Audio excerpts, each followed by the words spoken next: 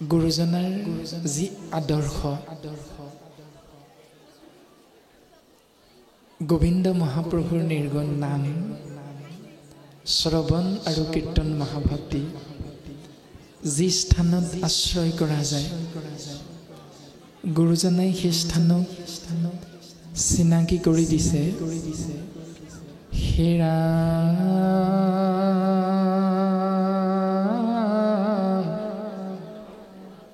শ্ৰৱণ কীৰ্তন ধৰ্ম প্ৰকাশে জৈত জৈত দ্বিতীয় বৈকুণ্ঠ তাংকে বোলে মহাসত্ৰ।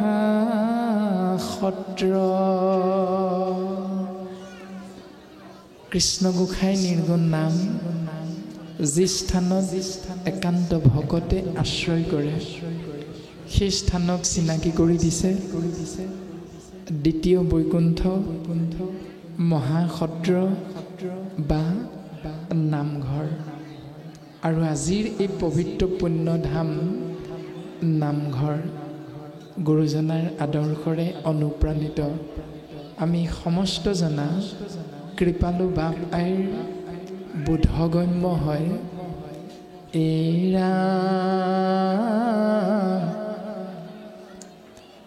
নামঘৰ নামঘৰ অসমীয়া জাতি আমি এইয়ে পৰিচয়।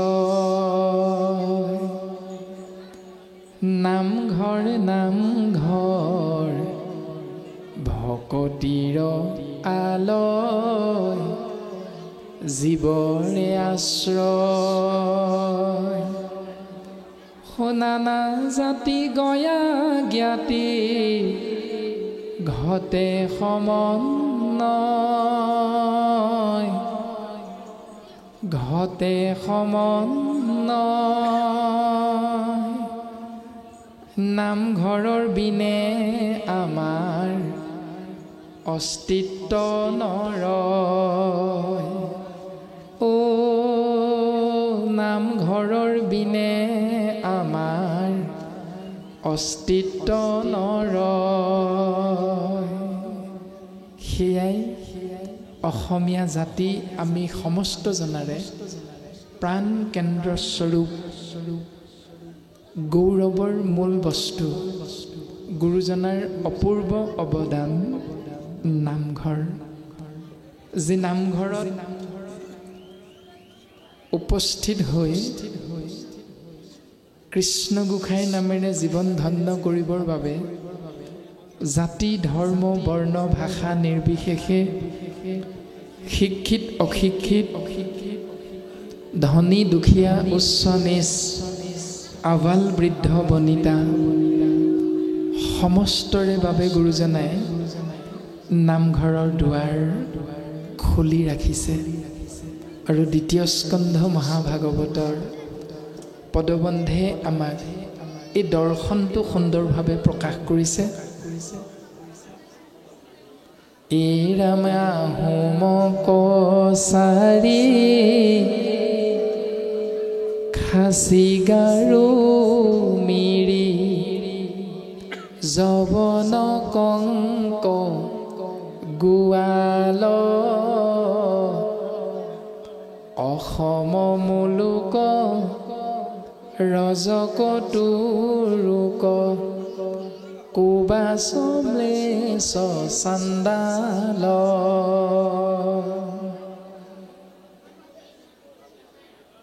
আহোম কছাৰী খাচী গাৰু মিৰি যৱন কংক গোৱাল অসম মুলুক ৰজক তুৰুক কুবাচ ম্লেচ্ছ চাণ্ডাল। আনু পাপী নৰ কৃষ্ণ সেৱকৰ সংগত পবিত্ৰ হয়।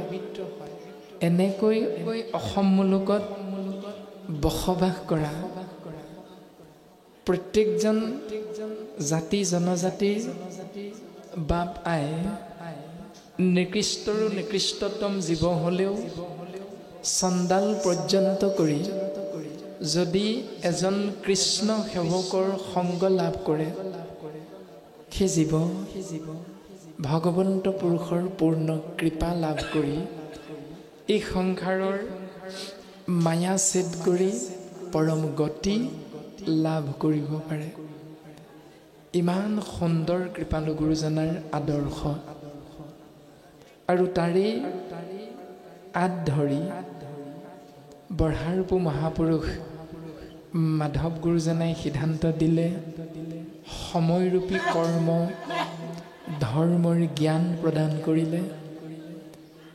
অপূৰ্ব সৃষ্টি নামঘোষাৰ মাধ্যমেৰে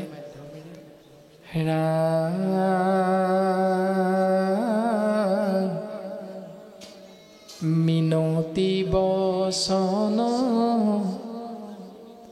বোলো সৰ্বজন, শুনিব শাস্ত্ৰৰ মৰ্ম, আপোন কুশল চাবা যেবে তেবে, নেৰিবা যোগ ধৰ্ম, সত্য যুগে ধ্যান, ত্ৰেতা যুগে যজ্ঞ, দ্বাপৰ যুগত পূজা, কলিত হৰিৰ কীৰ্তন বিনাই, আৱৰ নাহিকে দুজা। মিনতিপূৰ্বক সবিনয় নিবেদন। সেই সুধীবৃন্দ, তোমালোকে শাস্ত্ৰৰ মৰ্ম তত্ত্বটো বুজিবলৈ চেষ্টা কৰা।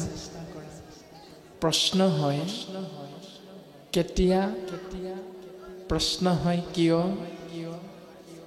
আদি আদি ধৰণৰ। মাধৱ গুৰুজনাই সিদ্ধান্ত দিছে, আপোন কুশল চাবা যেবে তেবে, নেৰিবাহা যুগ ধৰ্ম। যেতিয়াই যেতিয়াই ২৪টি তত্ত্বৰে গঠিত এই শৰীৰটোৰ লগতে আত্মা তত্ত্বৰ মংগল বিচাৰিবা, তেতিয়াই তেতিয়াই সময়ৰূপী কৰ্ম ধৰ্ম শাস্ত্ৰই যেনেকৈ দৰ্শন কৰাইছে তাক কিন্তু পাহৰি নাযাবা। এনেকৈ সিদ্ধান্ত দিলে, সত্য যুগে ধ্যান, ত্ৰেতা যুগে যজ্ঞ, দাপৰত পূজা। অৰ্থাৎ গুৰুজন বস্তুৱে আমাক চিনাকি কৰি দিলে, ধন্য ধন্য কলিকাল, ধন্য নৰতনু ভাল, ধন্য ধন্য ভাৰত বৰিষে। ভাৰত নামৰ এই ভূখণ্ডত কলিৰ সময়ত মনুষ্যৰূপে এটি শৰীৰত আমি জীৱাত্মা যেতিয়া প্ৰৱেশ কৰিছোঁ, এই তিনি কৃপা ভগৱন্তই আমাক কৰিছে। কিন্তু গুৰুজনাই কৈছে ৪ নম্বৰ ভাগি সংযোগ এই তিনিটাৰ লগত কৰি লোৱা, তোমাৰ হ'বৰ মংগল হ'ব। সেই ৪ নম্বৰ সংযোগ হ'ল,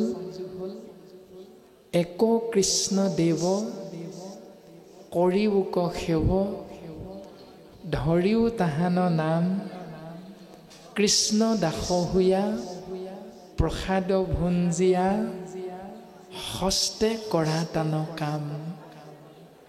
কৰ্ম হ'ল সেয়া, ধৰ্ম হ'ল সেয়াই, যে ঈশ্বৰ এজন, তেওঁৰ নামত শৰণ গ্ৰহণ কৰা আৰু জীৱন সুন্দৰৰ পৰা সুন্দৰৰ দিশে আগুৱাই নিয়া। এইবুলি দুজনা গুৰুৱে আমাক সুন্দৰভাৱেৰে পদচন্দ, ছবিচন্দ, দুলৰি, লেছাৰী, জোনা আদিকে কৰি কীৰ্তন, দশম, ঘোষা, ৰত্নাৱলী, গীতা আদিৰ মাধ্যমেৰে উপদেশ প্ৰদান কৰিছে। এৰা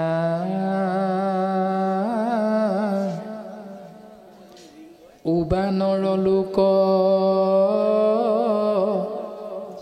হৰি ভজিওক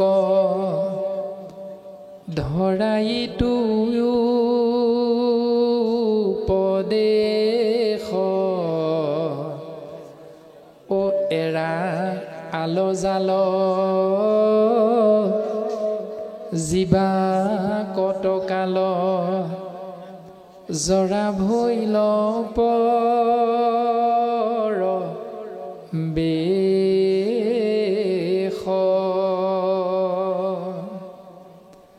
গুৰুজনাৰ দৰ্শনটো অৰ্থাৎ শুনিও শাস্ত্ৰৰ মৰ্ম, শাস্ত্ৰৰ মৰ্মটোত গুৰুজনাৰ দৰ্শনটো কি?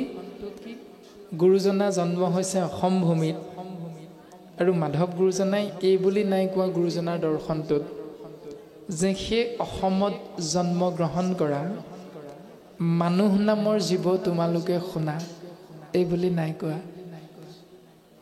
সেই অসম মুলুকত জন্মগ্ৰহণ কৰা মানুহৰূপী জীৱ ব্ৰাহ্মণ সম্প্ৰদায়ৰ তোমালোকে শুনা, এই বুলিও নাই কোৱা।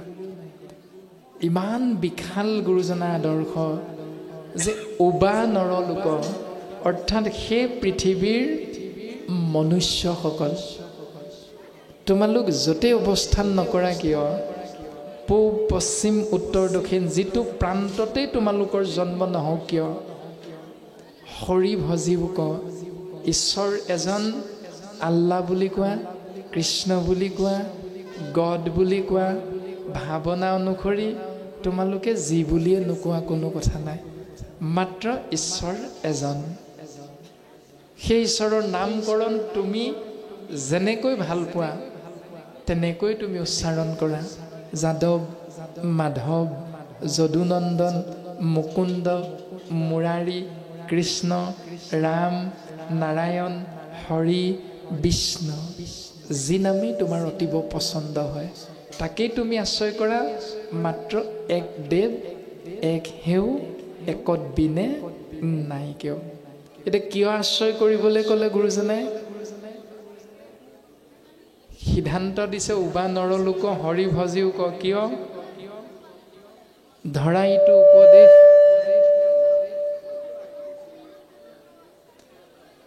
সিদ্ধান্তটো দিছে এৰা আলজাল জীৱা কতকাল, অৰ্থাৎ আমি এই সংসাৰত কিমান দিন জীয়াই থাকিম তাৰ গেৰাণ্টি আমি কোনেও দিব নোৱাৰোঁ। সেইকাৰণে গুৰুজনাই কৈছে যে ভাবেই ভক্তি, ভাবিলেই ঈশ্বৰক পায়। আৰু সেই ভাৱনা কেৱল এক ঈশ্বৰ কৃষ্ণদেৱৰ চৰণত অৰ্পণ কৰা, যাক কোৱা হৈছে শৰণ, ভজন, ভক্তি আৰু সদাচাৰ। এই চাৰিও ব্যৱস্থাৰে তোমালোকে নিজক আগবঢ়াই দিবলৈ চেষ্টা কৰা। যাৰ দৰ্শনটো হ'ল গুৰু, দেৱ, নাম আৰু ভকত। আমি প্ৰত্যেকেই ভাগৱত ধৰ্ম আশ্ৰয় কৰিবলৈ যাওঁ আৰু প্ৰত্যেকেই আমি চাৰিটা শব্দৰ মাজেৰে জীৱন অতিবাহিত কৰোঁ। সেয়া হ'ল আন, মাৰ, কাট, খাওঁ। আনিব লাগে, মাৰিব লাগে, কাটিব লাগে, খাব লাগে।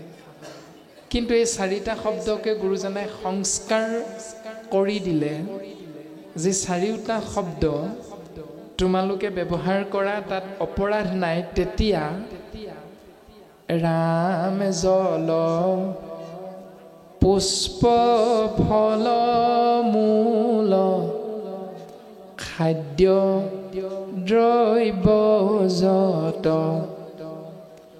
অন্ন আদি কৰি সবে অৰ্পিব কৃষ্ণত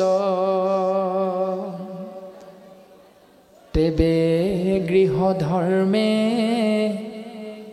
হিংসা দুখে ন পাৱয় কৃষ্ণে কনিষ্ঠ হুয়া মুকুতি সাধয়।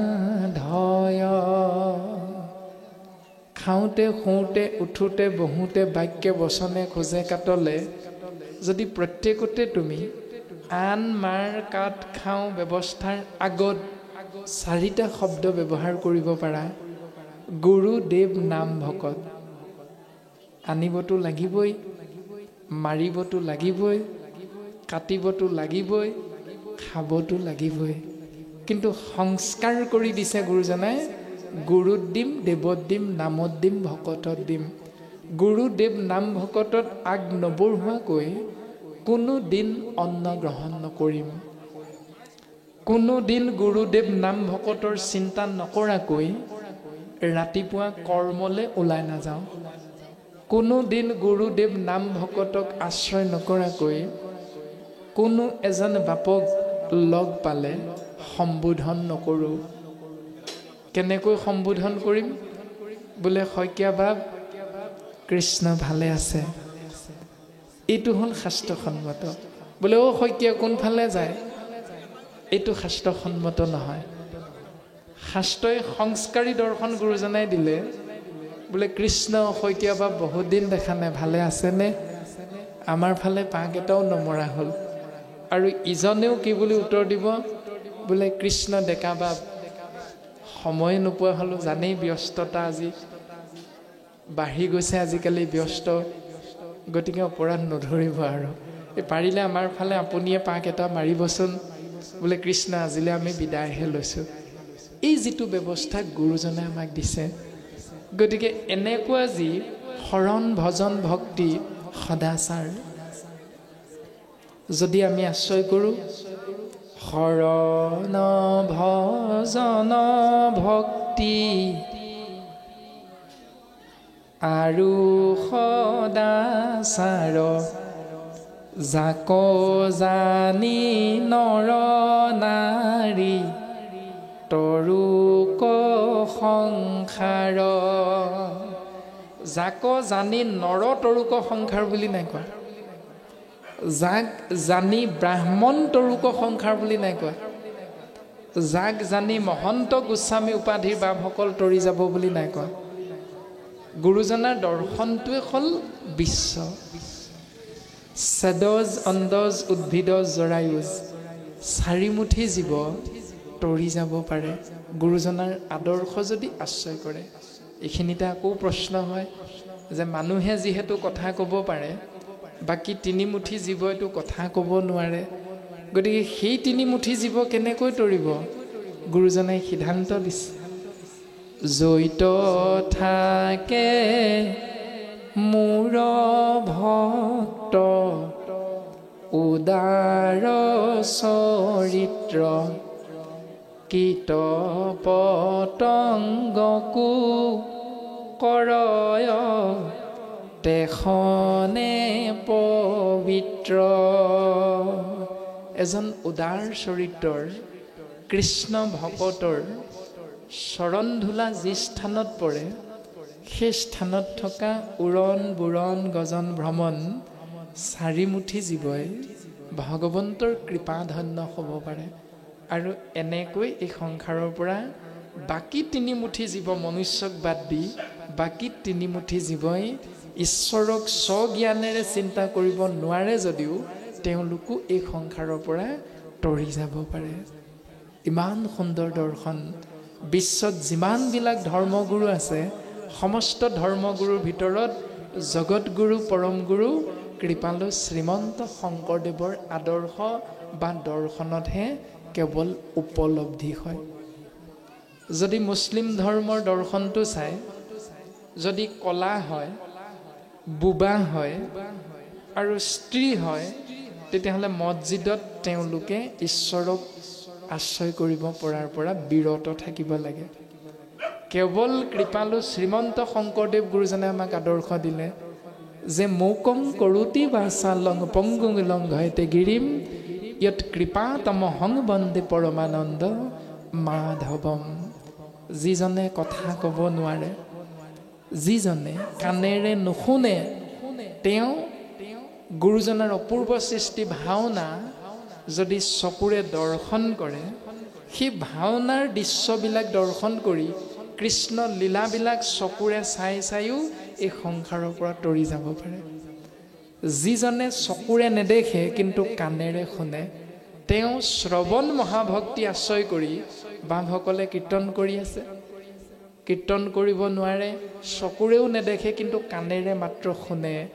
এই কৃষ্ণ নাম অমৃত কৰ্ণহন্তে পান কৰিও তেওঁ এই সংসাৰৰ পৰা তৰি যাব পাৰে। ইমান সুন্দৰ, কাণেৰে নুশুনে, চকুৰে নেদেখে, কিন্তু কথা যদি ক'ব পাৰে, কৃষ্ণ বুলি ক'বলৈ যদি শিকিলে তেওঁ, তেতিয়াহ'লে তেওঁ সেই কৃষ্ণ বুলি কৈয়ে এই সংসাৰৰ পৰা তৰি যাব পাৰে। ইমান সুন্দৰ দৰ্শন আছে কেৱল কৃপালু শ্ৰীমন্ত শংকৰদেৱ পৰম গুৰুজনাৰ অপূৰ্ব সৃষ্টি ভাগৱত দৰ্শনত। তাৰ বাহিৰে কোনো ধৰ্মগুৰুৱে এনেকৈ জীৱৰ মংগল হোৱাকৈ চাৰিমুঠি জীৱৰ মংগলৰ যি দৰ্শন কোনো ধৰ্মগুৰুৱে আজিলৈকে কিন্তু দিব পৰা নাই। আৰু গুৰুজনাই এক শব্দ ব্ৰহ্ম মনুষ্যক দৰ্শন কৰাই গ'ল। যি শব্দৰ বিপৰীত শব্দ আজিলৈকে কোনো ধৰ্মগুৰুৱে দিব নোৱাৰিলে, সেয়া হ'ল বৈকুণ্ঠ। প্ৰত্যেক শব্দৰে বিপৰীত শব্দ আছে।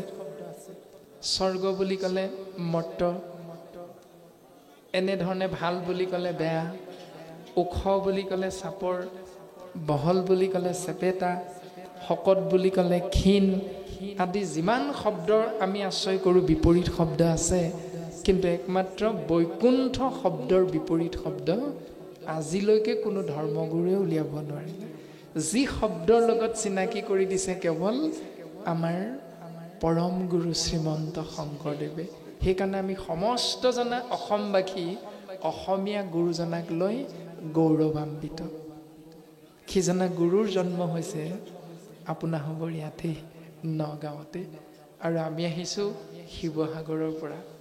আৰু আমি হ'লোঁ আহোম সম্প্ৰদায়ৰ।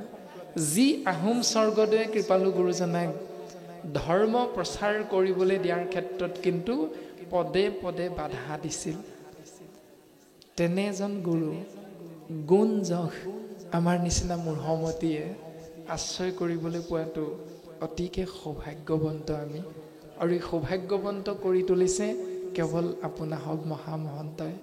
সেইজনা কৃপালু গুৰুৱে ইমান সুন্দৰভাৱে আমাক কৃষ্ণ দ্বৈপায়ন বেদব্যাসৰ দ্বাৰা সংস্কৃতত প্ৰণয়ন কৰা সেই সংস্কৃত মূলৰ দ্বাদশ স্কন্ধ মহাভাগৱত বেদ বেদান্তৰ তত্ত্ব সুন্দৰভাৱে আশ্ৰয় কৰি মাধৱ গুৰুজনাই নামঘোষা শাস্ত্ৰত আমাক চিনাকি কৰি দিছে। সমস্ত বেদান্ত সাৰ মহাভাগৱত শাস্ত্ৰ, ইহাৰ অমৃত ৰস পায়, পৰম সন্তোষে পাণ কৰিলে যিজনে তাৰ, অন্যত্ৰ ৰসত ৰতি নাই। সমস্ত বেদ বেদান্তৰ তত্ত্ব মহাভাগৱত কৃপালু গুৰুজন বস্তুৱে আমাক কৃপা কৰি দি থৈ গ'ল। আৰু প্ৰথম স্কন্ধ ভাগৱততেই সুন্দৰভাৱে প্ৰকাশ কৰিছে।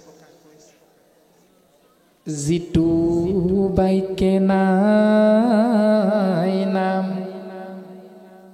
কৃষ্ণৰ, চৰিত্ৰ উচিষ্ট গৰ্তটো কৰি সিহি অপবিত্ৰ। সেই সুধীবৃন্দ তোমৰাভাৱে ৰাতিপুৱা বিচনাখনত চকুকেইটা মেলাৰ পৰা ৰাতি পুনৰ 10-11 মান বজাত বিচনাত পৰালৈকে দিনৰ দিনটো এজনে অন্যজনক লগ পাওঁতে যিমানবিলাক কথা বতৰা আলোচনা কৰা, সেই কথা বতৰা বাক্যত যদি কৃষ্ণ নামটো নিহিত হৈ থকা নাই, তেতিয়াহ'লে সকলোবিলাক বাক্য উচ্ছিষ্ট গৰ্তটো কৰি সিহি অপবিত্ৰ। অৰ্থাৎ সেই সকলোবিলাক বাক্য চোৱা পাতনিতকৈও লেতেৰা। উচ্ছিষ্ট মানে এৰেহা, গৰ্ত মানে গাত। চোৱা পাতনিতকৈও লেতেৰা। আৰু গুৰুজনাই ক'লে দিনৰ দিনটো কৃষ্ণ বুলি বা কৃষ্ণ নাম আশ্ৰয় যদি নকৰাও, কিন্তু এটা দিনত 24 ঘণ্টীয়া এটা দিনত অন্তত এবাৰ হ'লেও কৃষ্ণ বুলি ক'বা। কিয় ক'ব লাগিব? একক্ষণ মানে যিটো শুনৈ কৃষ্ণ কথা, তাৰ বিনে আৱৰ জীৱন যায় বৃথা। এবাৰ যদি কৃষ্ণ বুলি কৈছা, সেই কলিৰ মলমতী মনুষ্য, মনত ৰাখিবা, এই কৃষ্ণ বুলি কোৱা সেই সময়কণৰ বাহিৰে কিন্তু যিমান বছৰ পাৰ কৰিলা, 10 বছৰ, 20 বছৰ, 30 বছৰ, 40, 50, 60, 70, 80, 90, যিমান বছৰ পাৰ কৰিলা কৃষ্ণ বুলি নোকোৱাকৈ, সমস্তখিনি সময় কিন্তু বিফল। যি মুহূৰ্ত কৃষ্ণ বুলি কৈছা, সেই মুহূৰ্তত যদি তোমাৰ শৰীৰ এৰি আত্মা তত্ত্ব ওলাই গৈছে, তেতিয়াহ'লে তোমাৰ পৰম গতি। যিমানে কৃষ্ণ বুলি নোকোৱা জীৱনটো আশ্ৰয় কৰি আছে, সকলোখিনি বিফল বা বৃথা সময়। আৰু মাধৱ গুৰুজনে সিদ্ধান্ত দিছে, সংযোগ কৰিছে গুৰুজনাৰ আদৰ্শত নামঘোষাত, সেহিটো দিন কভাই দুৰ্দিন বুলি আমানো, মেঘাচ্ছন্ন নোহয় দুৰ্দিন, হৰি কথাই অমৃত ক সম্যক আলাপৰখে, যিটো দিন হুয় বিহীন। ৰাম যিটো দিন হুয় বিহীন। স্বাভাৱিকতে আমাৰ মনুষ্যৰ সেই দিনটোলৈ ভয় লাগে, সেই দিনটো বেয়া দিন বুলি ভাবোঁ, যিটো দিন গাজৰি গুমৰি শিল মুখলধাৰে বৰষুণ বতাহ ধুমুহা, সেই দিনটোলৈ আমাৰ স্বাভাৱিকতে ভয় লাগে, যেন জীৱনৰ এইটোৱে শেষ দিন আমাৰ, এনেকুৱা এটা ভাৱনাও আহে। কিন্তু মাধৱ গুৰুজনাই কৈছে সেইটো দিন বেয়া নহয়। কোনটো দিন বেয়া? হৰি কথা অমৃতক, অমৃতময় কৃষ্ণ নাম সম্যক আলাপৰখে, এক মুহূৰ্তৰ বাবে হ'লেও কৃষ্ণ নাম ৰস পান কৰিবৰ বাবে এজন ভকতৰ সংগ তুমি নাপালা, সেইটো দিনেই মনুষ্যৰ জীৱনৰ আটাইতকৈ বেয়া দিন। এতিয়া আজিৰ দিনটো ভাল নে বেয়া? আজিৰ দিনটোতো পুৱাৰ ভাগৰ পৰা কৃষ্ণ নামেই আশ্ৰয় কৰি আছে আপোনালোকে। গতিকে গুৰুজনাৰ আদৰ্শেৰে শাস্ত্ৰসন্মতে যদি চিন্তা কৰোঁ, আজিৰ দিনটো ভাল। কিন্তু আজিৰ দিনটোৰ নিচিনাকৈ হাজাৰ হাজাৰ ভকতৰ সংগ সদায়তো আমি নাপাওঁ। সেইকাৰণে গুৰুজনাই কৈছে একক্ষণ মানে যিটো শুনৈ কৃষ্ণ কথা। এনেকৈ ভকতৰ সংগ নাপালোঁ কি হ'ল? ৰাতিপুৱাটো অন্তত আমি গুৰু সেৱা কৰি কৰ্মমুখী জীৱনটো আগবঢ়াব পাৰোঁ। ৰাতিপুৱা অন্তত গুৰু সেৱা কৰি সন্তানটোৱে বিদ্যালয়লৈ বুলি যাত্ৰা আৰম্ভ কৰিব পাৰে। ৰাতিপুৱাটো অন্তত গুৰু সেৱা কৰি সন্তানটোৱে কোৰ্ট কাছাৰী অফিচলৈতো যাত্ৰা কৰিব পাৰে। গতিকে সেই ব্যৱস্থাটো গুৰুজনাই আমাক কৰি দিছে। গতিকে গুৰুজনাৰ আদৰ্শেৰে যেতিয়া আমি অনুপ্ৰাণিত অসমীয়া জাতি, গতিকে আমাৰ কৰ্মও হ'ব লাগিব ধৰ্মৰ মাধ্যমেৰে আগবঢ়া। কৰ্মই ধৰ্ম, কৰ্মই ধৰ্ম, কৰ্মই ধৰ্ম বুলি চিঞৰি থাকিলে সকলো কৰ্মকে গুৰুজনাই ধৰ্ম বুলি নাই কোৱা। গতিকে আমি প্ৰত্যেকটো কথা চিন্তা কৰাটো অতিব প্ৰয়োজন। এটা সৰু কথা কম, আপোনাসৱে অপৰাধ নধৰিব। যিভাগী বস্ত্ৰৰে আজি আমাক সম্বৰ্ধনা জনোৱা হৈছে, এই গামোচা বস্ত্ৰভাগী আপোনাসৱে দেখিছে, এই গামোচা বস্ত্ৰভাগী আমাক সম্বৰ্ধনা কৰা হৈছে। তো গুৰুজনাৰ দৰ্শনটো কৰ্মমুখী, অৰ্থাৎ সাম্প্ৰতিক সময়খিনিত অসম মুলুকত গুৰুজনাৰ ধৰ্ম আশ্ৰয় কৰি থকা আমি প্ৰত্যেকজন অসমীয়া, প্ৰত্যেকগৰাকী আই মাতৃয়ে কৰ্মমুখী জীৱনটো কিন্তু এৰি দিছে, যাৰ কাৰণে বিদেশী বনিয়াসকলে অৰ্থাৎ বেপাৰীসকলে সুযোগ সন্ধানী অৰ্থাৎ সুযোগৰ সৎব্যৱহাৰ কৰি এই অনৈতিক কাৰ্যৰে এখন গামোচা বুলি আপোনাক মোক তুলি দিছে, হাতত দাঙি ধৰিছে।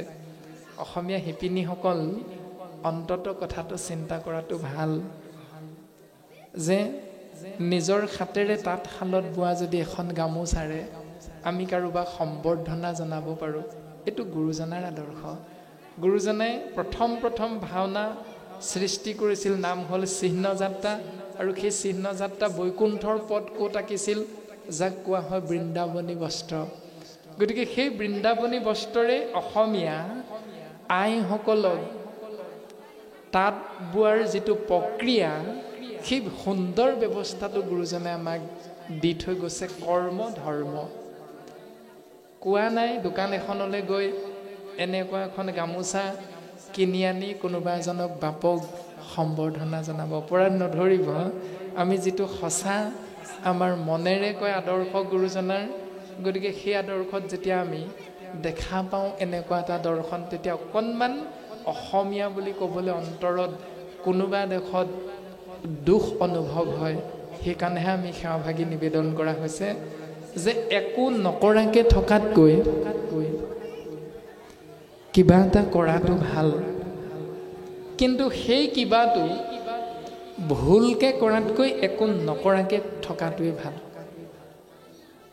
চিন্তা কিন্তু কৰাটো অতিব প্ৰয়োজন। গতিকে ভাগৱত ধৰ্ম এনেকুৱা নহয় 7 দিন 7 ৰাতি ভাগৱত ভাগ পঢ়ি থাকিম, টোপনি ক্ষতি কৰিম, কৰ্মমুখী জীৱনটো এৰি দিম, এইটো ভাগৱত ধৰ্ম নহয়। বৰতাল এযোৰ লৈ নামঘৰত নাম প্ৰসংগ কৰিম, খোল ভাগি কান্ধত লৈ ভাওনা কৰিম, কৃষ্টি সংস্কৃতি পালন কৰিম, এইটো ভাগৱত ধৰ্ম নহয়। ভাগৱত ধৰ্ম হ'ল কৰ্মই ধৰ্ম, আৰু সেই কৰ্মটো শাস্ত্ৰৰ লগত মিলিব লাগিব। আৰু মিলিবলৈ হ'লে আমি চিন্তা কৰিব লাগিব যে গুৰুজনাই দিয়া কৰ্মমুখী জীৱন কেনেকৈ আমি ধৰ্মলৈ ৰূপান্তৰিত কৰিব পাৰিম।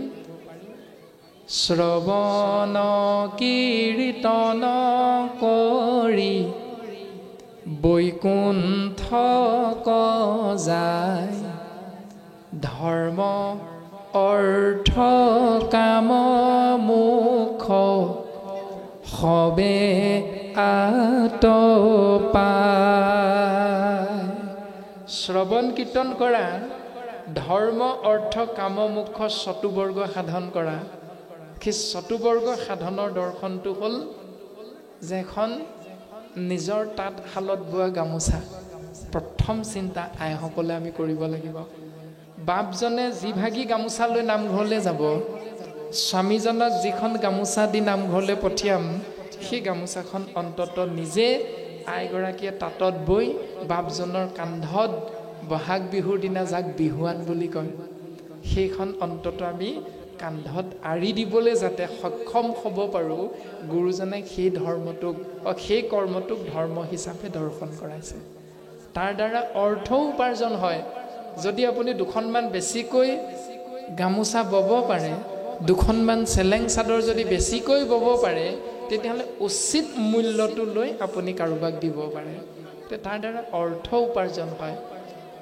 এনেধৰণে গুৰুজনাই কৰ্মমুখী জীৱনেৰে ধৰ্ম কৰি জীৱন ঈশ্বৰত অৰ্পণ কৰি এই মায়াময় সংসাৰৰ মায়া ছেদ কৰি পৰিত্ৰাণ পাব পৰা সুন্দৰ দৰ্শনটো গুৰুজনাই আমাক দি থৈ গৈছে। গতিকে আমি সেৱাভাগী নিবেদন কৰা হৈছে, যদি কথাকেইটিয়ে আপোনাৰ মহামহন্ত লক্ষ্মীস্বৰূপা আই মাতৃসৱৰ অন্তৰত যদি আঘাত দিয়ে, নিজৰে সন্তান ভাবি আপোনাসৱে আমাক ক্ষমা দিব। ভৱিষ্যতে যদি আমি কাৰোবাক এনেকৈ ধৰ্মীয় অনুষ্ঠানত এই ব্যৱস্থাটো পালন কৰোঁ, বেছিকৈতো নহয়, অন্ততঃ আমাৰ নামঘৰলৈ অনুষ্ঠান পাতিলে কেইজননো ভকত আহিব দায়িত্বপূৰ্ণভাৱে? আজি 2জন বাপ আছে, এনেকৈ হয়তো 5জনমানক দায়িত্ব দিম এটি নিশাৰ বাবে। সেই 5জনক মাত্ৰ 5খন গামোচা, বেছিতো নহয়, 5খন চেলেং। সেই 5খন চেলেং বা 5খন গামোচা 200-300 টকাকৈ দি দোকানৰ পৰা কিনি অনাতকৈ অন্ততঃ দুগৰাকীমান আই যদি বোলে হ'ব আমিয়ে বৈ দিম, সূতা কেইডাল আনি দিবা উদ্যোক্তা মণ্ডলীয়ে, অন্ততঃ সেইটো চিন্তা কৰি আমি আগবাঢ়িব লাগিব। য'ত গুৰুজনাৰ কৃষ্টি সংস্কৃতি সুন্দৰভাৱে আমি অসমীয়া সমাজত প্ৰকাশ কৰিব পাৰিম, যাৰ দ্বাৰা আমাৰ কৃষ্টি সংস্কৃতি অসমৰ বাহিৰত বা ভাৰতবৰ্ষৰ বাহিৰত সুন্দৰভাৱে সেই সমস্ত মনুষ্যই বুজি পাব যে অসমত এনে এজন ধৰ্মগুৰুৰ জন্ম হৈছিল, যিজন ধৰ্মগুৰুৱে অসমীয়া জাতিটোক কৃষ্টি সংস্কৃতিৰে সমৃদ্ধ কৰি থৈ গৈছে, যাৰ বাবে বাহিৰা বেপাৰীসকলে ইয়াত আহি সেই ব্যৱস্থাটো পালন কৰিবলৈ ইচ্ছা কৰাটো অপ্ৰয়োজন। এইটো অন্ততঃ আমি বুজাই দিব পাৰিম। কৃষ্ণ কৃষ্ণ কৃষ্ণ বাপজন, আমি এটা আপোনাৰ পৰা জানিব বিচাৰিছোঁ, যিহেতু আপুনি গামোচাৰ বিষয়টো কৈ আছে, আমাৰ ভকতসকলে 3 বস্ত্ৰ ধাৰণ কৰে। আমি অকণমান জানিব বিচাৰিছোঁ যে গামোচাখনৰ বিষয়টো, চেলেংখনৰ বিষয়টো, ধুতিখনৰ বিষয়টো। কিছুৱে কয় ধুতিখন হৈছে আৰু গামোচাখন চেলেংখন কৈ থাকে যে এইটো ধুতিখন হৈছে তমোগুণ আৰু গামোচাখন হৈছে ৰজোগুণ আৰু চেলেংখন হৈছে শতগুণী বুলি কয়। আমি অকণমান আপোনাৰ পৰা জানিব বিচাৰিছোঁ যে কেনেধৰণৰ হয়। কৃষ্ণ কৃষ্ণ বাপজনাৰ চৰণ কমলৰ যোগেদি আমি আপোনাৰ মহামহন্তৰ দুখানী অভয় চৰণত সেৱাভাগী নিবেদন কৰা হৈছে।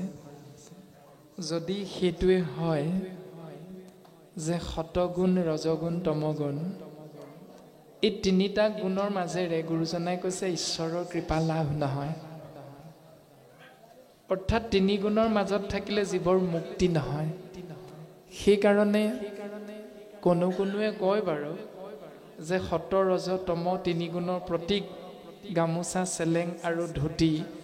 আচলতে ধুতি বৰ্তমান চুৰিয়া বুলিও কয়, কিন্তু ধুতি নহয়, প্ৰকৃততে গুৰুজনাই দিয়া সাজযোৰৰ নাম হ'ল ধৌত বস্ত্ৰ, অৰ্থাৎ শুদ্ধ বস্ত্ৰ। শুদ্ধ মানে বগা বৰণটোক বা বগা ৰংটোক শুদ্ধৰ প্ৰতীক হিচাপে বুজা যায়। সেইকাৰণে গুৰুজনাৰ ধৌত বস্ত্ৰৰ অপ্ৰভংশ হৈ কালক্ৰমত ধুতিলৈ ৰূপান্তৰিত হ'ল। সেই কথাটো তেনেধৰণে অসমীয়া সমাজত প্ৰচলিত। প্ৰকৃততে এই 3 বস্ত্ৰৰ দৰ্শন হ'ল ভগৱন্তৰ 3টা দৰ্শন, যে তাৰক ব্ৰহ্ম, কাৰক ব্ৰহ্ম আৰু শাৰক ব্ৰহ্ম। অৰ্থাৎ ভগৱন্তৰ নামত জীৱই শৰণ গ্ৰহণ কৰিলে ভগৱন্তই এই সংসাৰৰ পৰা সমস্ত দুখ হৰণ কৰি নিয়ে। এটি জীৱৰ সমস্ত দুখ হৰণ কৰি ভগৱন্তই জীৱক কৃপা কৰে, সেইকাৰণে ভগৱন্তক শাৰক ব্ৰহ্ম বুলি কয়। 2 নম্বৰতে ভগৱন্তৰ